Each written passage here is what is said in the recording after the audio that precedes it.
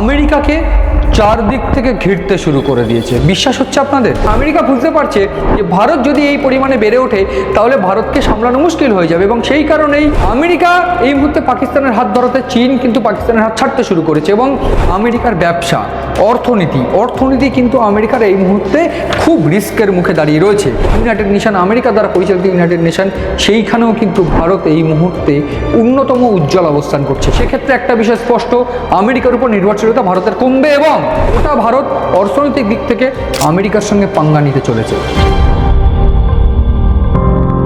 CN ডিজিটালে আপনাদের স্বাগত। আপনারা দেখছেন ইনসাইট, আর আমি আপনাদের সঙ্গে রয়েছি মণি ভট্টাচার্য। আমেরিকাকে কিন্তু ভারত কোনোভাবে ছেড়ে দিচ্ছে না, এবং ভারত আমেরিকাকে চারদিক থেকে ঘিরতে শুরু করে দিয়েছে। বিশ্বাস হচ্ছে আপনাদের?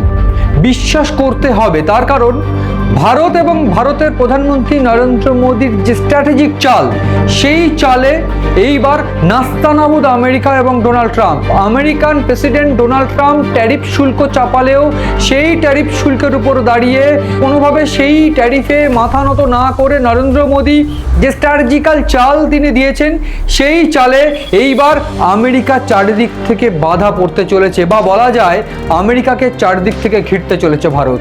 ঠিক যেমনটা আমরা দেখেছিলাম ভারতের স্ট্র্যাটেজিক্যাল চাল পাকিস্তানের সঙ্গে যখন সংঘাতে জড়িয়ে পড়ল ভারত পাকিস্তান, ঠিক তখন বিভিন্ন দিক থেকে যে স্ট্র্যাটেজিক্যাল চাল নেওয়া হয়েছিল, ঠিক সেই রকমভাবেই যে উন্নত কৌশলগত মুভ, সেই মুভ কিন্তু ভারত দেখাতে শুরু করেছে। এবং কি সেই মুভ, আমি সেই আলোচনা এই অনুষ্ঠানে করব।